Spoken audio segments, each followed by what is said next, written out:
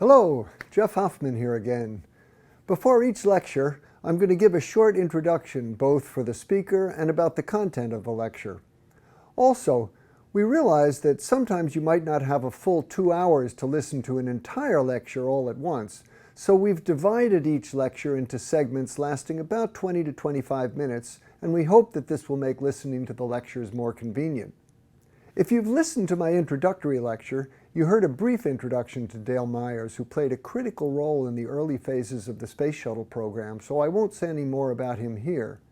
But I want to emphasize two critical messages from his lecture that I hope you'll take away with you. First, the influence of politics and budgets on technical decisions, and the willingness of many technically competent people to believe in what they could do with reusability despite never having built and tested a reusable spaceship. Dale actually made a few historical errors in his lecture, which I'd like to point out here to avoid potential confusion. First of all, it was Apollo 12 that was hit by lightning during ascent. Also, Dale referred to hitting golf balls on Apollo 12, but this was actually done by Alan Shepard on Apollo 14. Finally, Dale mentioned once having 26 shuttle flights in 1 year. In fact, the maximum number was 9 flights back in 1985, the year before the Challenger disaster. The important part in his lecture regarding flight rates, however, is the clear relationship of flight rate to the value and cost of reusability. The more often you fly, the lower the cost of each flight, and hence the greater the value of reusability. As you're going to hear many times during this course, a critical element in systems engineering is getting the requirements right. And Dale emphasizes the importance of requirements and discusses how the requirements for the Space Shuttle were developed. He emphasizes that requirement drivers were not just technical, but political, economic, and military. From an astronaut's point of view, I would say that the lack of a crew escape system was critical. The requirement placed on the shuttle was that it would have enough redundancy to be able to return safely to a landing field even after multiple malfunctions. Well, as it turned out, there were failures that went beyond the shuttle's capacity for safe return. Dale ends his talk with recommendations for the design of future spacecraft, which is extremely relevant for the systems engineering aspect of this course. Two other important aspects of systems engineering are discussed in the lecture. First, Dale mentions the problem of accurate cost estimation. In Aaron Cohn's final lecture on systems engineering, he discusses in a lot more detail the problems of cost estimation. Second, in my comments following Dale's lecture, I refer for the first time to the so-called iron triangle of systems engineering, the intimate relationship of cost, performance, and schedule. You're going to hear a lot about this iron triangle in future lectures because it's one of the basic principles of systems engineering. So, let's go back now with Dale Myers to the early 1970s, when the very existence of the Space Shuttle was still a matter of debate, and we'll hear from someone who played a critical role in determining what NASA had to do to make the Space Shuttle a reality. Thank you very much, and it's a pleasure to be here with you. I have a few things I'd like to talk to you about very briefly, then I'll turn over to our guest speaker today. I would like to let you know what you can expect for the next several lectures. Excuse me. I'm going to provide you with the overall shuttle, how the shuttle works, the requirements of the shuttle, the design and the development of the subsystems to a certain extent, to give you an overall view of the shuttle so you'll have a background of information when you later start to hear the detailed briefers of the lectures of the subsystems in some degree. As you listen to these various technical lectures, you should be prepared to figure out what system you're really interested in and what system you'd like to go forward with in your future talks.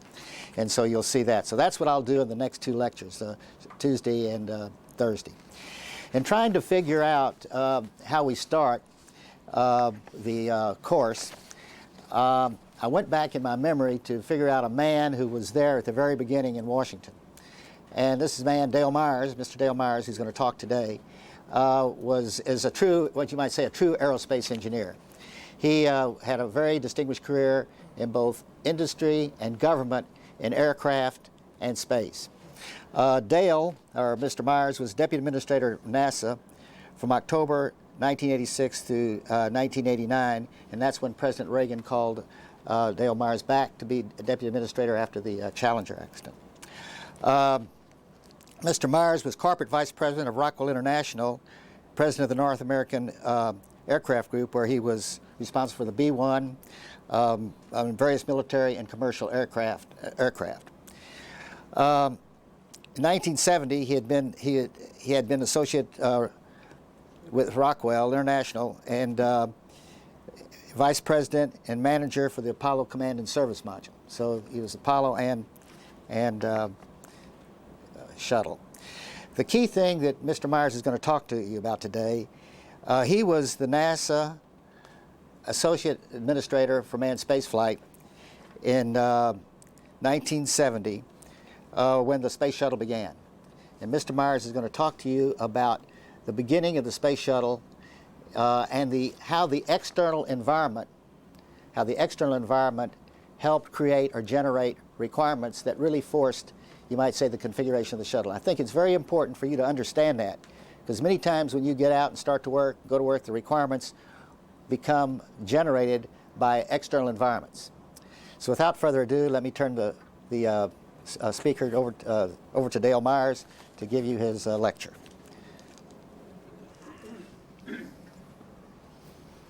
Well, thanks for the opportunity to talk to you guys about a very interesting historical element.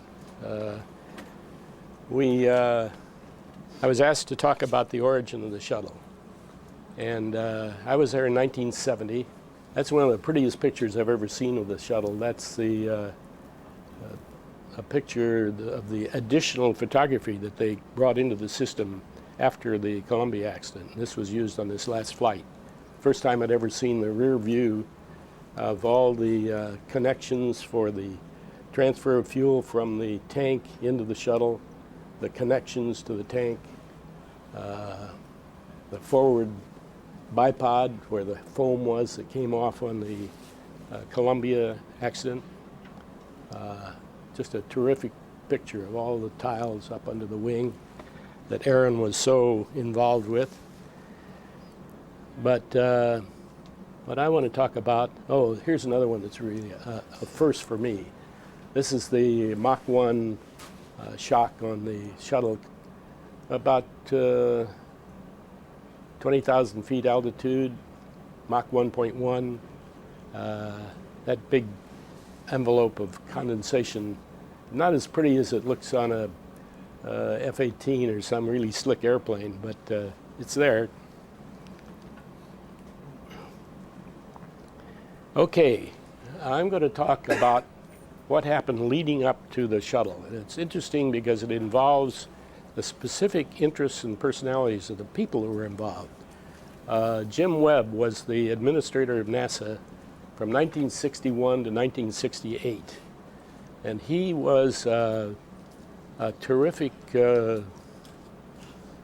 interactor with the rest of the administration and with the president directly, and did a great job of administering NASA through the Apollo program up through 1968. Turned out in 1968 things were kind of going sour for President Johnson, and Webb's big tie was with President Johnson, and he ended up leaving in 1968 after he suggested to President Johnson that he might want to leave sometime soon. I think he was thinking that he was going to stay through the lunar landing, but Johnson said, "Why don't you leave now?" And don't really understand the interaction that was involved there. But Webb didn't want to make future plans. He really never paid much attention to the work that was being done inside the system on new ideas, new things beyond Apollo. And of course, the Apollo was an immense program, 400,000 people, well, 300,000 on the Apollo, another 100,000 on other activities in NASA like the aeronautics program and the science programs. But Webb didn't want to talk about things that were going to happen beyond that time period. In the meantime, in the back rooms, a lot of people were doing a lot of thinking about where does NASA go after the Apollo program. Apollo at that time, that Webb was there, had planned to go through Apollo 20, I think, Yeah.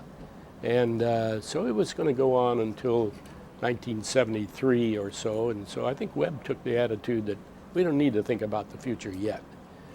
Well, when he left in 1968, brought in a fellow named Tom Paine, who had been at General Electric Company doing advanced planning for General Electric.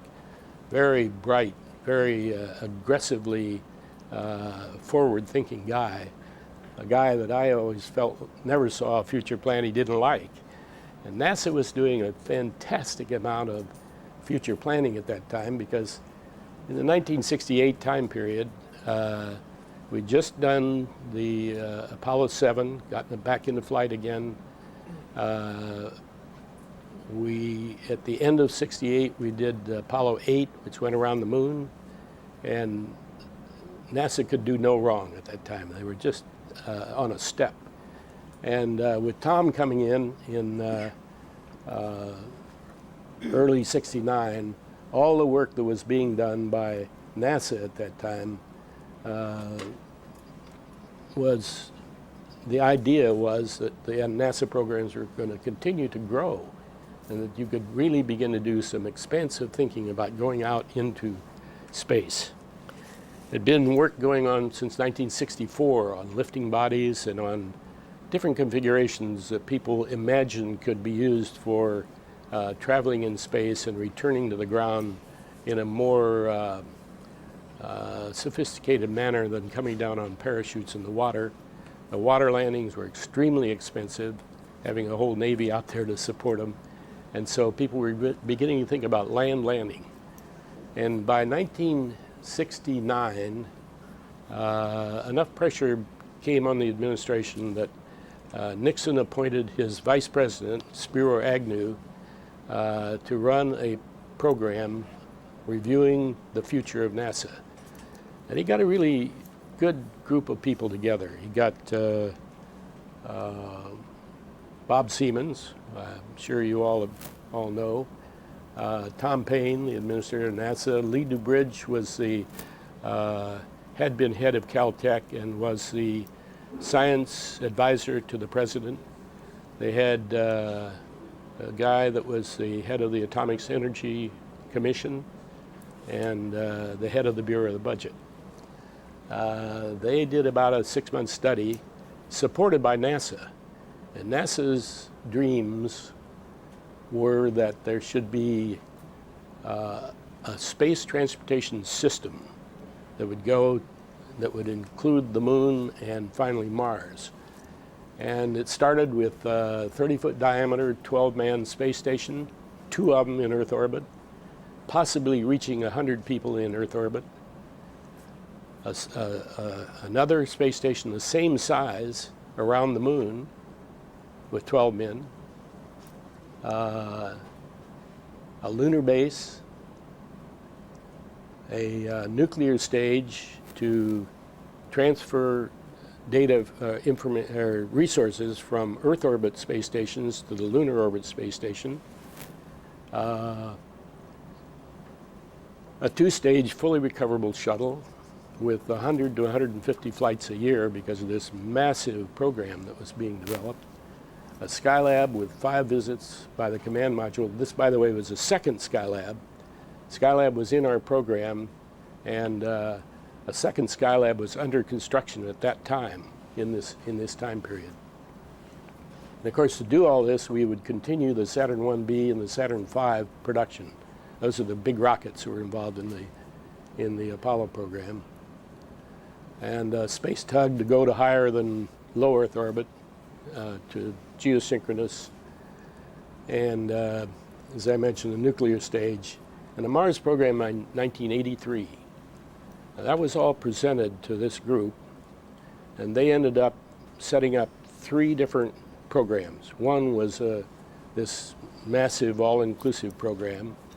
The second one was a program where the space shuttle would be built, and the plans to go to Mars. Now that wasn't, I never found the report, so I don't know exactly how they described that, but to go to Mars, the NASA program said you had to have a space station. to first develop medical information about man's long duration in space. In other words, how long a guy could last in space to go out to Mars.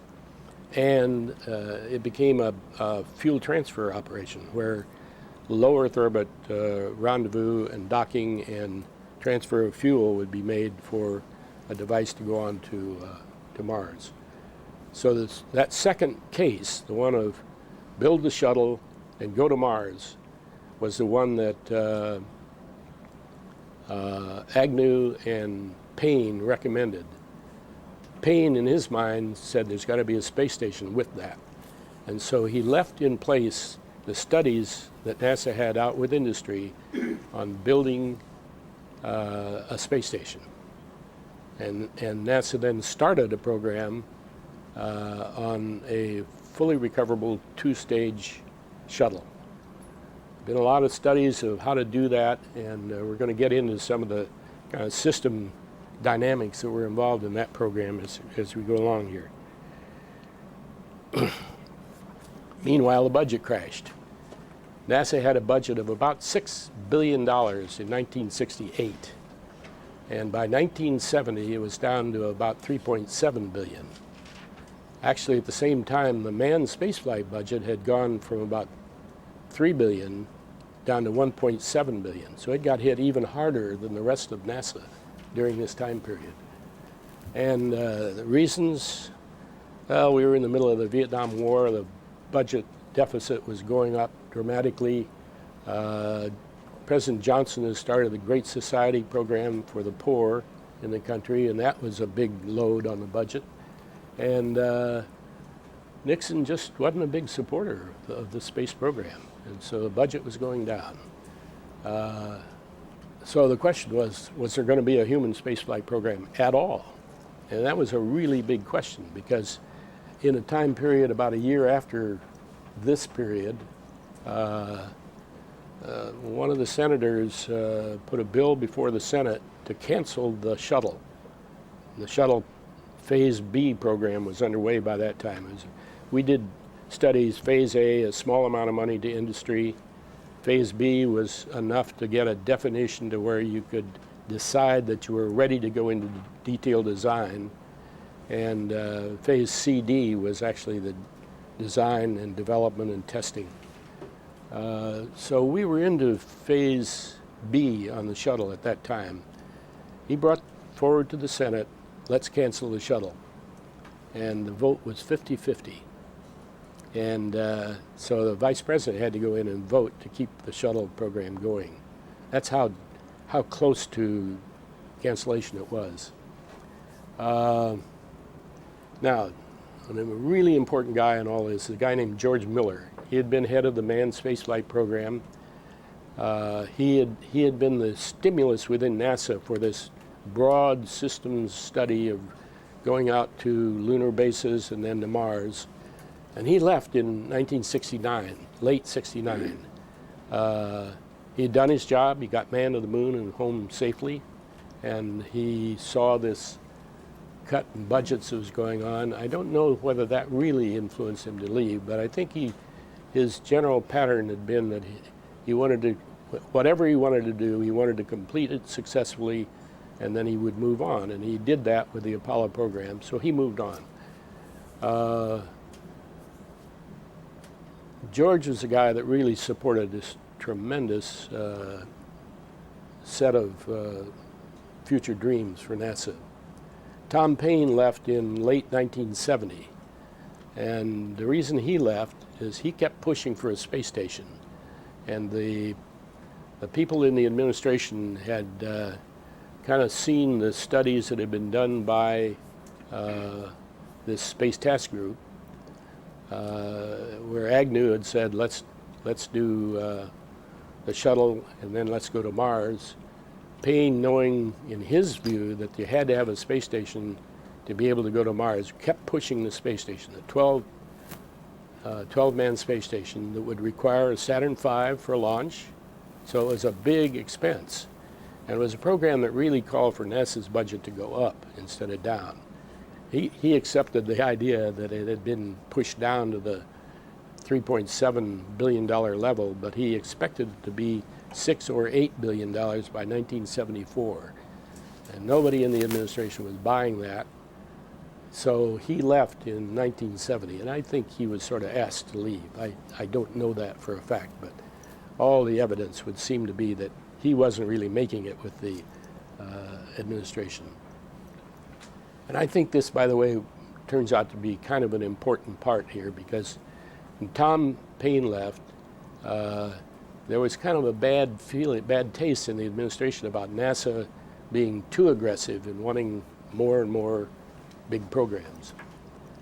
Paine left in 1970. George Low became the acting administrator, and he became a very important part of the shuttle system background. His background, by the way, started way early in NASA, and he had been the program manager for the Command and Service Module for a period of time before he went up to NASA headquarters. And I guess, Aaron, you became the program manager after George left. And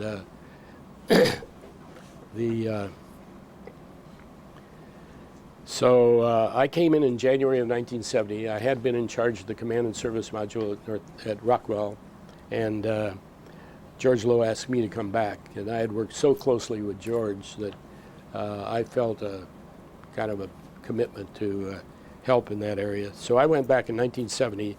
Jim Fletcher came in April of 1971. And we saw where we stood as far as the budget is concerned.